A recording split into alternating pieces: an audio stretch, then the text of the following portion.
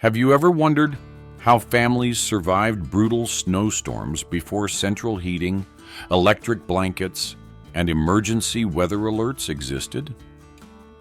Long before thermostats and power grids, winter was unforgiving, and a single mistake could turn a home into a frozen trap. For our grandmothers, survival wasn't about comfort. It was about planning, discipline, and using what little they had to stay warm when the world outside disappeared under snow. Every curtain, every meal, every blanket served a purpose. Today, we're stepping back in time to uncover 25 genius ways Grandma survived snowstorms before modern heating, forgotten wisdom that still works during power outages, winter emergencies, and extreme cold today. Shrinking the house to save the heat. When snowstorms hit, families abandoned most of the house. Bedrooms, parlors, and spare rooms were shut tight, sometimes for weeks. Everyone slept, ate, worked, and rested in a single heated room, usually the kitchen or living room where the stove stood. Doors were closed, sometimes nailed shut for the winter. Blankets or quilts were hung over doorways to block escaping heat. By concentrating body heat, stove heat, and cooking heat into one space, families could survive on a fraction of the fuel modern homes use today. Grandma understood a hard truth. Heating empty space was a waste that could cost lives when fuel ran low, blocking the cold where it sneaks in. Cold air was the enemy, and it crept in silently under doors and through cracks. Instead of buying anything, women made draft stoppers from what they had: old dresses, worn shirts, flour sacks, even straw-filled stockings. These homemade door rolls were shoved tightly along door bottoms and windowsills. Some families stuffed rags into cracks in the floorboards or wrapped them around door frames. It wasn't pretty, but it worked. Stopping drafts could raise a room's temperature by several degrees, the difference between shivering all night and sleeping safely through a blizzard. Turning fragile windows into winter walls. Glass windows were thin, leaky, and brutally cold. During winter storms, grandmothers sealed them with whatever was available. Newspapers were pasted directly over the glass. Some families layered fabric, flour sacks, or even wallpaper over windows to block the cold. Light mattered less than survival. Indoor homes went dim for weeks, but indoor temperatures stayed higher and fuel lasted longer. In extreme weather, windows weren't uncovered again until spring. This simple trick turned fragile glass into an insulated barrier, and it saved countless households during harsh winters. Letting the sun work for free. Grandma worked with the sun, not against it. Thick curtains were pulled tight as soon as darkness fell, trapping heat inside and blocking cold glass. During the day, those same curtains were thrown open to capture every possible ray of winter sunlight. Even weak sunlight could warm a room slightly, especially when reflected off snow outside. Families positioned chairs and tables in sunlit spots, letting natural warmth do part of the work for free. It was early solar heating, quiet, simple, and surprisingly effective. Using furniture, as invisible insulation. Exterior walls were icy, especially in stone or brick homes. Grandmothers pushed wardrobes, cabinets, bookshelves, and even beds against these walls to create a buffer zone. Thick furniture trapped pockets of air, slowing heat loss. Beds were often moved away from walls entirely, surrounded by furniture on multiple sides to create a warmer sleeping space. In winter, furniture placement wasn't about style. It was about survival engineering, stopping heat from escaping up and down. Warm air rises, and grandmothers knew it long before science textbooks explained it. Attic hatches were sealed shut with boards, cloth, or paper. Basements were closed off to prevent cold air from creeping upward. Unused staircases were blocked. Trapdoors were covered. Any vertical space that allowed heat to escape was treated like a leak in a sinking ship. By closing off basements and attics, families kept warmth circulating where people actually lived, not disappearing into empty, frozen spaces, keeping the fire alive without wasting fuel. Instead of roaring fires that burned fuel too fast, grandmothers kept stoves burning low and steady from morning until night. A gentle flame produced consistent heat without wasting wood or coal. The stove was rarely allowed to go completely cold in winter. Relighting from scratch required more fuel than maintaining a slow burn. Ashes were carefully managed, dampers adjusted by instinct, and fuel added in small amounts throughout the day. This steady warmth created a reliable heat source, one that warmed the room, cooked meals, and prevented pipes and floors from freezing solid.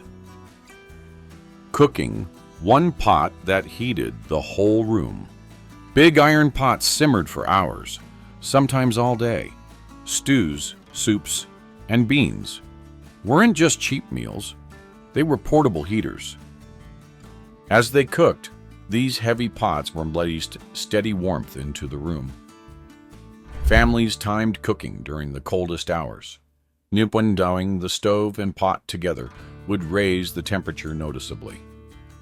The longer a stew cooked, the better it tasted, and the warmer the house became.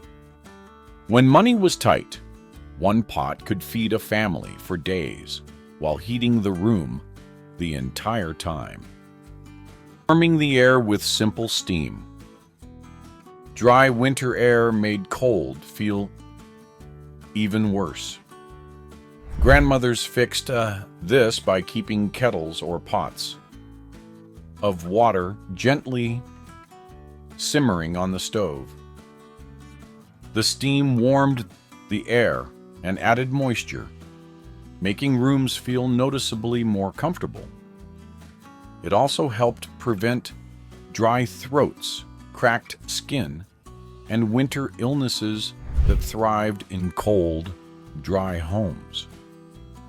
This simple trick required no extra fuel, just smart use of heat already burning. Baking bread. When the cold was worst. Bread baking wasn't random. It was planned around the weather. During snowstorms or bitter cold, grandmothers baked during the coldest parts of the day, usually early morning or late afternoon. The oven stayed hot for hours, radiating warmth into the kitchen and nearby rooms. Fresh bread meant more than food. It meant heat, comfort, and morale. The smell alone lifted spirits during dark winter days when storms trapped families indoors. letting the oven give back its heat. Once baking was finished, nothing went to waste, not even leftover heat. Grandmothers left the oven door open as it cooled, allowing trapped warmth to spill into the room. This extra heat could warm a small house for hours. In tiny cottages, it sometimes raised the temperature enough to delay adding more fuel to the stove later that night. Modern safety rules didn't exist, but neither did waste. Heat was too valuable to trap behind a closed oven door. Eating hot to sleep warm. Warm food before sleep helped bodies retain heat through freezing nights. Supper was often the hottest meal of the day. Thick soups, stews, or porridges served just before bed. A full, warm stomach acted like internal insulation. Children and elders slept warmer, reducing the risk of nighttime illness or frost-related sickness. Food timing mattered as much as food itself, wrapping food to save both heat and fuel. Leftovers weren't reheated unless absolutely necessary. Instead, cooked food was wrapped in thick cloths, blankets, or towels to hold heat for hours. Pots were placed near the stove or tucked into insulated corners. This saved fuel and ensured warm meals were available without relighting fires. Grandmothers understood insulation instinctively, whether it was for people, room worms, or pots of food. Dressing for winter without leaving the house. In winter, nobody dressed lightly inside the house. Shirts were layered under sweaters, vests, shawls, and coats. Skirts were worn over petticoats, and men kept heavy trousers on all day. Layers trapped warm air between fabrics, creating insulation. If someone became too warm, a layer could be removed, but the base always stayed on. Children slept in daytime clothes and added night layers on top. Grandma understood something modern homes make us forget. Indoor and outdoor cold were often the same thing. Bast wool, when cold, turned dangerous. Wool was prized for one simple reason. It kept people warm, even when damp. Cotton absorbed moisture and pulled heat away from the body. Wool trapped warmth and continued insulating even if it got wet. Socks, shawls, blankets, and undershirts were often made from wool, even if they felt itchy. Comfort mattered less than survival. Families mended wool endlessly, passing garments from child to child. In winter, wool wasn't fashion, it was protection. Covering the head to keep the body warm. Grandma didn't let bare heads go unpunished in winter. Hats were worn indoors and outdoors, day and night. Scarves were wrapped tight around necks, tucked into collars. The head and neck lose heat faster than almost any other part of the body. Covering them kept warmth from escaping and reduced the risk of chills and sickness. Sleeping caps were common, especially for children and the elderly. No one questioned it. It worked. Sharing beds when heat was scarce. Private bedrooms were a luxury few could afford in winter. Families shared beds to pool warmth. Children slept together, parents slept with infants, and sometimes entire households slept in one room. It wasn't about comfort or modesty, it was about survival. Body heat kept people alive during nights when indoor temperatures dropped close to freezing. Animals were sometimes brought inside too. Cats, dogs, even small livestock, adding another layer of warmth. Building a winter nest to sleep through the night. Beds were built like nests. Mattresses were stuffed with straw, corn husks, or rags. Blankets were layered thickly, often weighed down with quilts to prevent heat from escaping. When blankets were scarce, newspapers were folded and placed between layers. Paper trapped air and added surprising warmth. Some families lined bed frames with cardboard or hung fabric around sleeping areas to block drafts. A well-insulated bed could mean the difference between rest and misery. Carrying warmth to bed. Hot water bottles existed long before rubber versions were sold in stores. Grandmothers filled glass bottles, stoneware jugs, or metal containers with hot water and wrapped them in cloth. Placed near feet or tucked against the body, these homemade warmers radiated heat for hours. Children often went to bed hugging them, while elders relied on them to prevent nighttime chills. When fuel was limited, a single heated bottle could replace hours of fire, treating fuel like gold. Fuel was life. Wood, coal, peat. Whatever heated the stove had to last. Grandma counted every piece. Fires were kept low during daylight, and slightly stronger only when absolutely necessary. Unused rooms stayed cold. Cooking was planned around heat needs. If the weather eased, fuel use dropped immediately. Nothing was burned, just in case. Families who wasted fuel early often paid for it later, shivering through the worst nights with empty bins and frozen hands. Using candlelight to hold back the cold. Candles were precious. They weren't lit casually. One candle at a time was usually enough placed near where people gathered. A single candle didn't heat a room, but several bodies sitting close together around a candle created a pocket of warmth. Light also boosted morale during long, dark hours when snow blocked windows and daylight faded early. Candles were extinguished early to conserve supplies. Darkness was accepted. Warmth was not wasted. Staying warm by never standing still. Sitting still meant getting cold fast. Grandma kept everyone moving. Indoor chores filled the day, mending clothes, shelling beans, sharpening tools, cleaning, sorting supplies.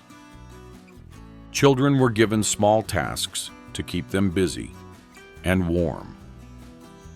Movement created body heat and prevented stiffness, especially for elders. Work wasn't just productivity. It was insulation, bringing survival indoors. Before the storm won. When storms hit, wells froze and paths disappeared. Grandma hauled water and food inside early, storing it close to the stove to prevent freezing. Buckets were covered. Root vegetables were moved from cellars if temperatures dropped too low. Anything left outside became unreachable once snow piled high. This foresight meant no dangerous trips into blizzards and no frozen supplies when they were needed most. Guarding the fire through the night. Fires couldn't be ignored overnight, but they couldn't be left to burn wildly either. Families took turns waking through the night to check the stove. Someone added fuel, adjusted dampers, and made sure sparks didn't escape. These quiet night watches prevented house fires and ensured morning warmth without relighting from scratch. It was exhausting, but it kept families alive. Keeping calm when the snow wouldn't stop. Panic was dangerous. Grandma knew that fear burned energy faster than cold. Meals happened at regular times. Work followed simple routines. Children were reassured. Elders were checked often. Days blurred together, but structure kept spirits steady. Snowstorms ended eventually. Those who stayed calm survived them best.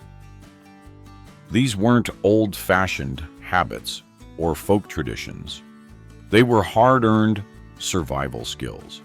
Skills passed down through generations who understood winter could not be ignored, only respected. Before central heat and instant convenience, Grandma turned her home into a heat trap, her kitchen into a furnace, and her family into a living system of warmth and resilience. And the truth is, many of these simple tricks still work better than we expect. So the next time a snowstorm knocks out the power or temperatures plunge, remember, staying warm isn't always about technology. Sometimes it's about wisdom. If you found these forgotten winter survival tricks helpful, give this video a like. Share it with someone who loves old world knowledge. And don't forget to subscribe for more hidden history and practical lessons from the past.